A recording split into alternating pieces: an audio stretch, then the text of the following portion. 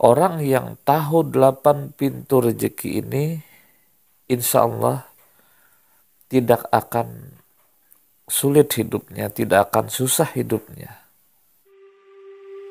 Sallallahu ala Muhammad, sallallahu ala Muhammad, sallallahu ala Muhammad, sallallahu ala Muhammad, sallallahu ala Muhammad, sallallahu ala Muhammad, sallallahu ala Muhammad. Bismillahirrahmanirrahim. Assalamualaikum warahmatullahi wabarakatuh. Alhamdulillah, alhamdulillahi rabbil alamin. Wassalatu wassalamu ala asrafil anbiya wal mursalin, Sayyidina wa maulana Muhammadin wa ala alihi washabihi ajmain, amma ba'd. Pertama dan utama, marilah kita panjatkan puji syukur kita kehadirat Allah Subhanahu wa taala, yang mana dengan limpahan rahmat, taufik serta hidayahnya, mudah-mudahan kita semua disehatkan badan, dipanjangkan umur, dimurahkan rezeki, ditetapkan iman, dan selalu dalam lindungan Allah Subhanahu wa taala. Salawat dan salam semoga selalu tercurah kepada junjungan kita Nabi besar Muhammad SAW. Saudaraku yang dirahmati Allah dimanapun antum berada, di malam hari ini insya Allah saya akan menyampaikan kepada antum semua 8 pintu rezeki yang ada dalam Al-Quran. Sebelum membahas tentang 8 pintu rezeki ini, tidak lain dan tidak bukan adalah maksud dan tujuan agar mudah-mudahan kita semua lebih memantapkan iman kita, lebih takwa lagi kita kepada Allah Subhanahu wa taala, lebih berbuat baik lagi kepada sesama manusia dan lain sebagainya. Dan mudah-mudahan nantinya akan berdampak positif bagi kita semua. Amin amin ya rabbal alamin.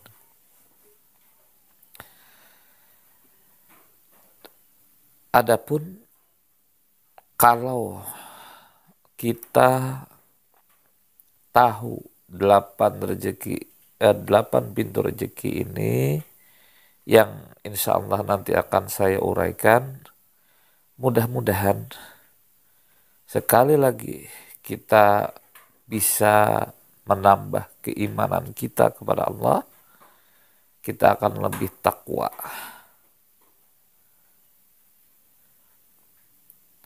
Orang yang tahu 8 pintu rezeki ini, insya Allah tidak akan sulit hidupnya, tidak akan susah hidupnya.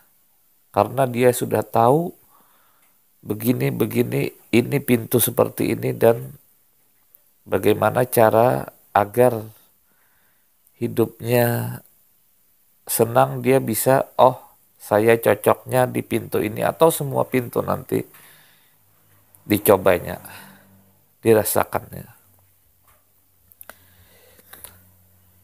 Seorang muslim diharapkan minimal mempunyai pengetahuan 4 dari 8 pintu ini. Kalau kurang dari itu, maka bisa jadi kita termasuk orang yang rugi. Adapun 8 pintu rezeki ini adalah sebagai berikut. Yang pertama adalah pintu rezeki yang dijamin oleh Allah Subhanahu wa taala. Allah Subhanahu wa taala menjamin semua makhluk hidup yang ada di bumi ini, tidak terkecuali binatang dan lain sebagainya. Sudah dijamin. Yakin saja. Kita harus yakin harus percaya bahwa setiap yang dihidupkan maka Allah menjamin rezekinya. Percaya atau tidak? Kalau prinsip antum kalau tidak kerja, tidak makan, coba bayangkan antum setelah lahir apakah sudah bisa kerja? Tidak. Ada orang tua. Antum di dalam kandungan ibu apakah sudah kerja? Tidak.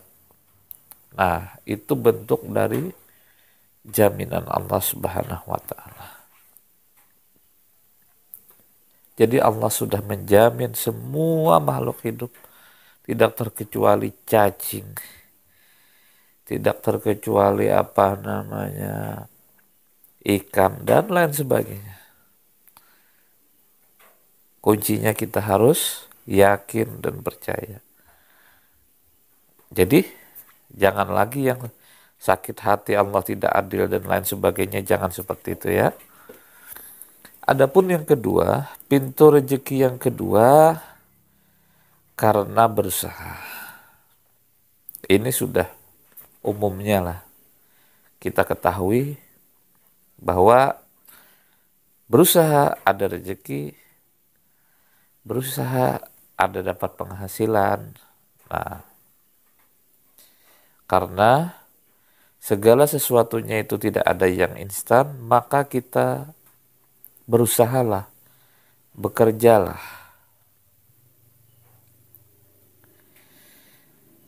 Bekerjalah kamu seakan-akan kamu hidup selamanya. Beramal, beribadahlah kamu seakan-akan besok mati. Artinya jangan kebalik, berusahalah seakan-akan besok mati nanti dia berusahanya tidak gairah, tidak semangat. Nah, jadi berusaha itu seakan-akan hidup selamanya, makanya lebih giat lagi.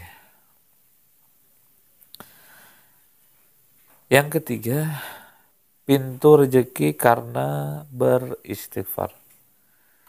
Makanya di beberapa video saya itu mengajak kepada antum semua, yuk kita memperbanyak istighfar, minta ampun kita kepada Allah. Tangisan minta ampun itu sangat Allah sukai. Tangisan seorang pendosa yang meminta ampun kepada Allah Subhanahu wa taala lebih dicintai Allah daripada orang yang selalu berzikir, bertasbih, akan tetapi dia sombong.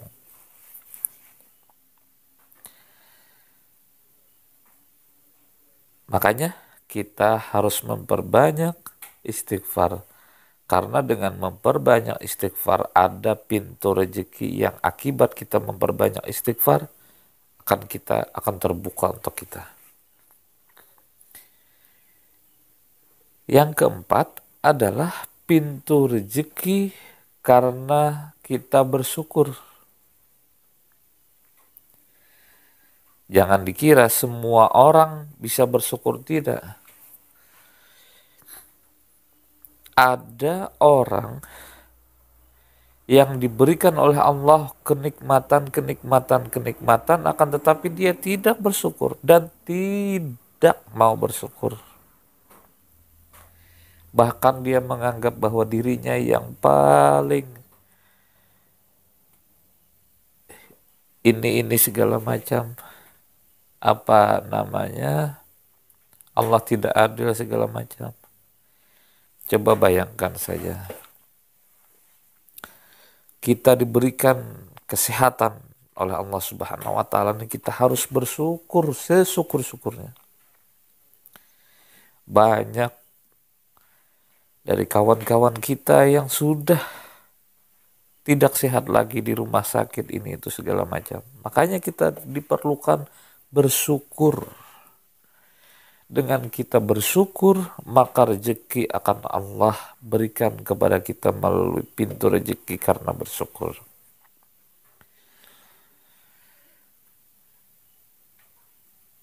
Jangan pernah berhenti bersyukur. Setiap nafas yang kita hirup, setiap hari kita bisa berjalan, kita bisa menikmati pemandangan, bersyukur. Kita diberikan keluarga yang baik, kita bersyukur. Kita diberikan harta yang mudah-mudahan halalan thayyibah, kita bersyukur. Barang siapa bersyukur, maka Allah akan menambah dan menambah nikmat. Pintu rezeki yang kelima, pintu rezeki karena bersedekah. Makanya di video-video konten-konten sebelumnya saya mengajak kepada antum semua, yuk kita memperbanyak sedekah.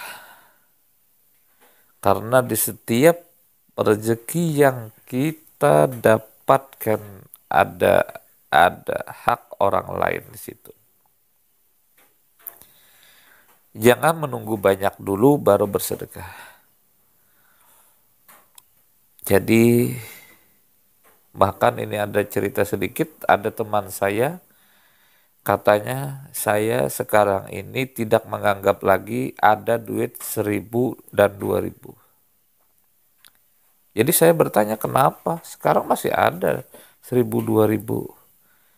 Katanya bukan seperti itu maksudnya. Uang, duit 1.000 dan 2.000 itu khusus untuk dikasihkan kepada, ditabungkan, dikasihkan kepada anak-anak yatim, dikasihkan kepada fakir miskin, nantinya dikasihkan kepada orang pembangunan musola. Karena kalau kita langsung banyak, kemungkinan nantinya tidak ikhlas dan lain sebagainya. Dengan kita banyak bersedekah, kalau kita pikir berkuranglah uang kita, tapi sebenarnya bertambahlah uang kita karena kita menabung untuk akhirat, dan saya ibaratkan bunganya pun bisa kita dapatkan di dunia.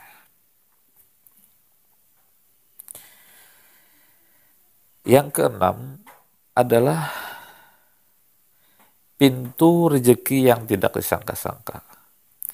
Pernah tidak antum membayangkan, tidak pernah terbayangkan mendapatkan ini, tahu-taunya kayak ada teman yang membawakan. Itu saya sering alami.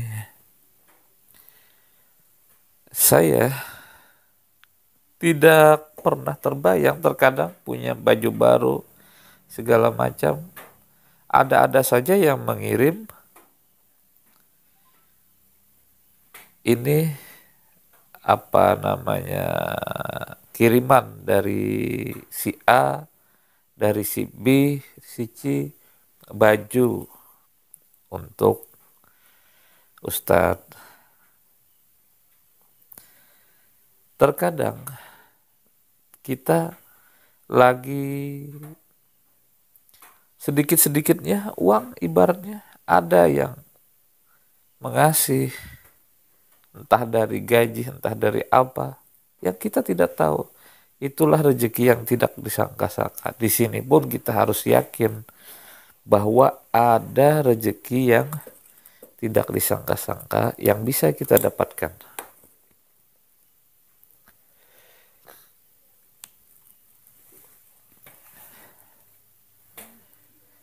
Selanjutnya, yang ketujuh,